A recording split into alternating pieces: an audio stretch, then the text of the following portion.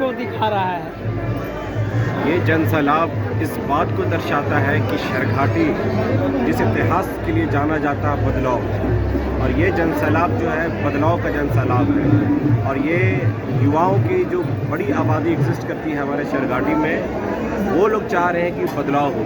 और उसकी सबसे बड़ी वजह है बेरोज़गारी, उसकी सबसे बड़ी वजह है पलायन, उसके सबसे बड़ी वजह है शिक्षा दर में कमी आना।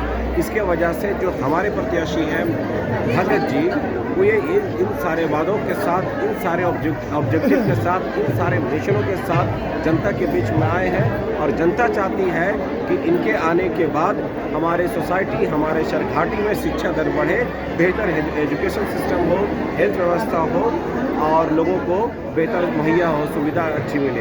हम बात करते हैं कि शरघाटी में लंबे समय से SMSD कॉलेज एक बड़ा कॉलेज है शरघाटी अनुमंडल में, लेकिन यहाँ पे B.Ed कोर्सेज़ की कमी होने की वजह से प्राइवेट कॉलेजों में हमारी जो जनता है, हमारे जो लोग हैं, वो उतनी बड़ी फीस को अफोर्ड नहीं कर पाने की वजह से नहीं एडमिशन हो पाता है।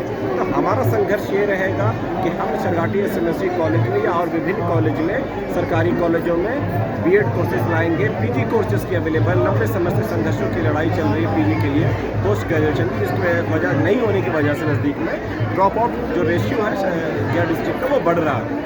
तो ये हमारा मिशन है। हम बात कर रहे हैं आपको पंचायती व्यवस्था में आपको लाइब्रेरी सिस्टम चलाने की, दूर दराज से लोग आने के लिए उनको बेहतर किताब मुहैया कराने की लाइब्रेरी में, जो अभी तक मुझे याद है कि 1853 ईस्वी में गया में एक ब्रिटिश लाइब्रेरी खुली थी, वो आज एग्जिस्ट करती है और चल रही है। यहाँ पे उस तरह की कोई सुविधा नहीं है। तो हमारे जो आने वाले भविष्य के विधायक बनेंगे भगत जी, वो इन सारे चीज़ों को सबसे पहले प्राथमिकता के साथ ओपन कराएंगे।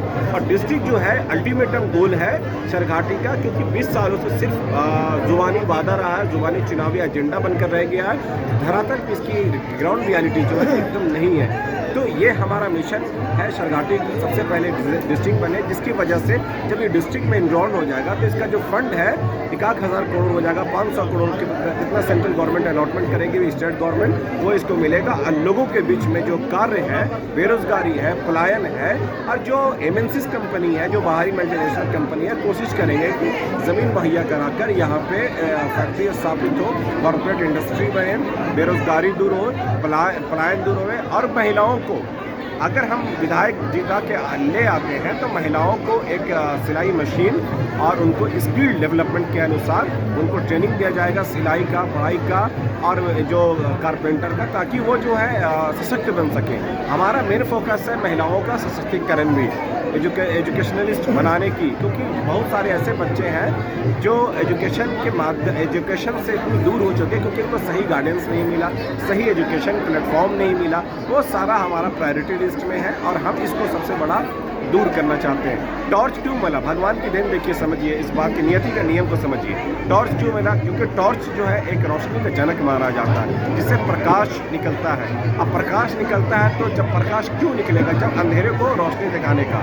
तो ये मार्गदर्शन है। टॉर्च क्या है? इनका सिंबल एक है, मार्गदर्शन है और एक गाइडेंस है लोगों को, कि इससे आपके भविष्य जो है अंधकार में जो था पूर्व विधायकों की वजह से, कुछ नेताओं की वजह से, तो आपका भविष्य जो है अंधकार से अब रोशन होगा। इसलिए भगवान ने या ऊपर वाले के नियम से जानिए तो इनको एक बेहतर सिंबल मिला है और इससे एक पॉजिटिव साइन हुआ है कि आप लोगों के अंधकार जो भविष्य युवाओं का, महिलाओं का, उसको रोशन करेगा। और हम इस जन सैलाब को क्रांति में बदलेंगे।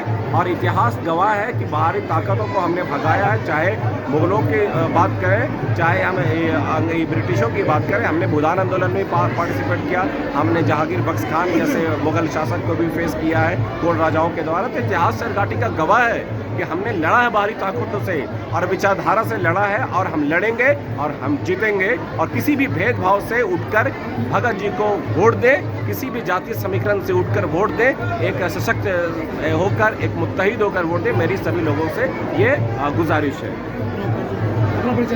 मैं मोहम्मद सैफ अली, जापानी में व्हाट्सएप।